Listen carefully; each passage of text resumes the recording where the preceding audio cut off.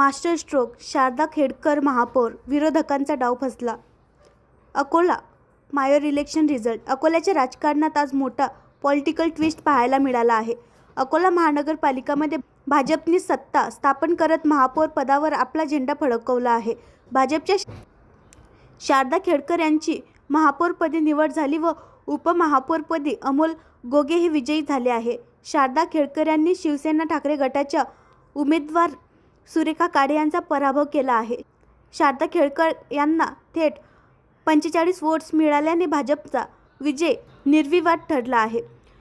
भाजप विरोधात आम्ही सारे एकत्र असा अँटी बीजेपी एक्सपेरिमेंट ऐन भरात असतानाच भाजपचे चक्क गेम चेंजर मूव्ह करत संपूर्ण चित्रच बदलून टाकलं. काँग्रेस, वंचित, ठाकरे गटाची आणि इतर पक्षांना धक्का देत भाजपने अकोल्यात क्लिअर मेजॉरिटी स्ट्रॅटेजी यशस्वी केली आहे.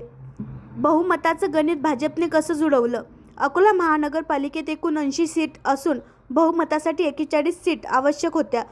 भाजपकडे सुरुवातीला 38 नगरसेवक होते. बहुमतासाठी फक्त 3 नगरसेवकांची गरज होती. भाजपच्या नेतृत्वाखाली स्थापन झालेल्या सिटी डिप्लॉयमेंट अलायन्समुळे हे गणित अचूक जुळून आलं. त्यामुळे महापौर आणि उपमहापौर हे दोन्ही पद भाजप प्रणित आघाडीकडे जाणार हे आधीच स्पष्ट झालं होतं. दुसरीकडे महाविकास आघाडीतून सत्ता आमचीच असणार स्ट्रॉंग क्लेम करण्यात येत होता. काँग्रेसचे आमदार साजिद खान पठाण यांनी तर आमच्याकडे 41 पेक्षा जास्त नगरसेवक असल्याचा दावा केला होता. मात्र फ्लोअर टेस्टमध्ये हा दावा पूर्णपणे फेल ठरला आणि भाजपने सर्व विरोधकांना मात दिली.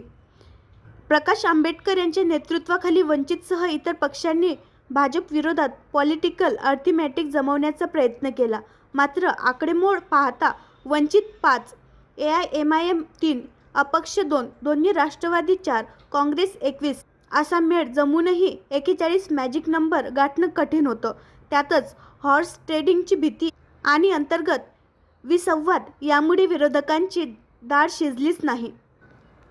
16 जानेवारी रोजी राज्यातील महानगरपालिका निवडणुकांचे निकाल जाहीर झाले होते. तब्बल 15 दिवसानंतरच अखेर राज्याला पहिला महापौर मिळाला असून तो मान भाजपने पटकावला आहे. गेल्या आठवडाभर सुरू असलेला हाय व्होल्टेज पॉलिटिकल ड्रामा अखेर संपुष्टात आला आणि भाजपने पुन्हा एकदा आपली पॉलिटिकल सुप्रिमेसी सिद्ध केली आहे. आणखी नवीन व्हिडिओ पाहण्यासाठी आमच्या देशमुख एक्सप्रेस न्यूज चॅनलला सबस्क्राईब करा, लाईक करा आणि शेअर करा.